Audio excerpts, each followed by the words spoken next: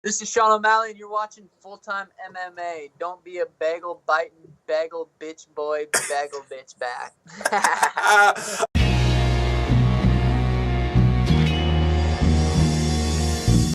Back to the daily grind, and shout out to the full-time patrons. Make sure to hit subscribe if you're new and hit thumbs up if you're not a baby back bagel biting bitch boy, cause you know what time it is. It's full time. MMA.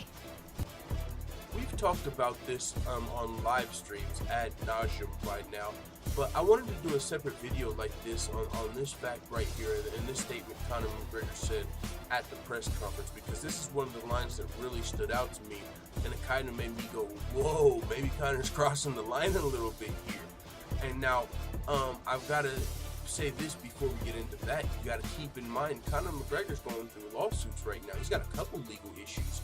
He's got the plea deal that he went through to be able to fight in New York when he threw the dolly.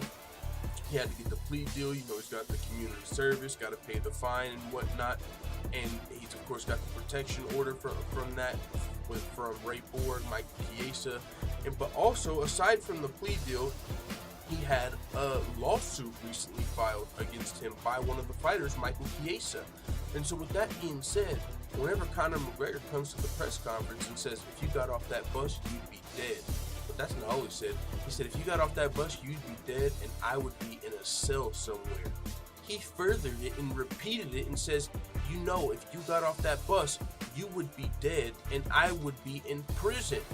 So he let you know his intent at that press conference. Now, of course, he could argue he was saying it for show in court, but I'm just saying, if I'm Michael Chiesa or if I'm somebody looking at that press conference from a legal perspective, I'm using that. I'm like, look at his intent.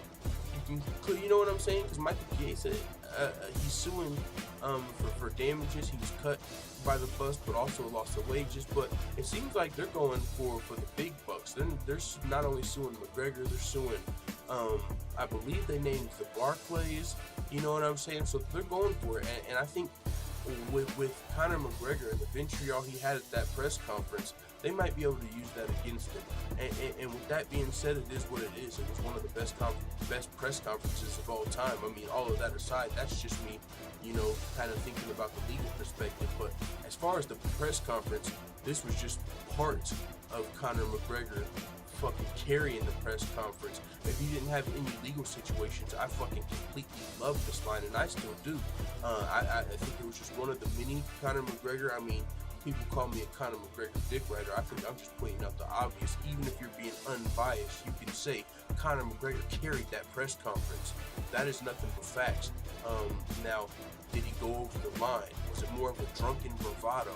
You guys feel like Conor McGregor was just going over the edge because, you know, he was really intimidated by Khabib? Some people are going that route. They're like, oh, Conor McGregor was drunk and, you know, he was intimidated. That's why he was, you know, he was a man that knew his days were numbered. That's why he's acting out at the press conference.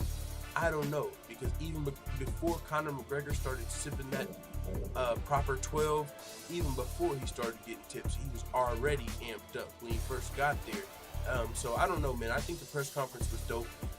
And just to the quality of the press conference, in my opinion, I think this press conference, it might be the greatest press conference of all time. We got to have that conversation. Someone's got to remind me, refresh my memory of some that were better. But I've went back and watched this press conference twice now, and it was just as good the second time. Like, I'll probably go back and watch it a third time. That's how good this press conference was, and it's crazy because there was really only one guy doing the majority of the talking. Khabib had some good responses and had a couple moments, but boy, McGregor was not fucking around at that press conference. And then at the end, he said, McGregor August. Like, I'm not even a fashion dude, but he killed that shit. What are you talking about? But yeah, man, that line, if you got off the bus, you'd be dead. That's crazy. And kind of had a lot of good lines about the bus. I mean, he told him he shit himself on the back of the bus. He was talking about, you know, how Khabib was telling him to send his location. He was like, I'm right here. My location's right here. Like, he was on one, man. So, yeah, man, I just wanted to talk about that a little on a separate video. Of course, we talk about it on the daily live streams. If you're checking out this video and you don't know, we do daily live streams every weekday, usually around 1 p.m. Eastern, 12 a.m. Eastern, 12, you know what I'm saying, before work. So tune in, subscribe if you're new, hit thumbs up if you're not a baby back bagel biting bitch boy. It is what it is, man. Let the full-time family know what you think in the comments about the whole McGregor vs. Khabib press conference. Da da da da da! It's the motherfucking DOG.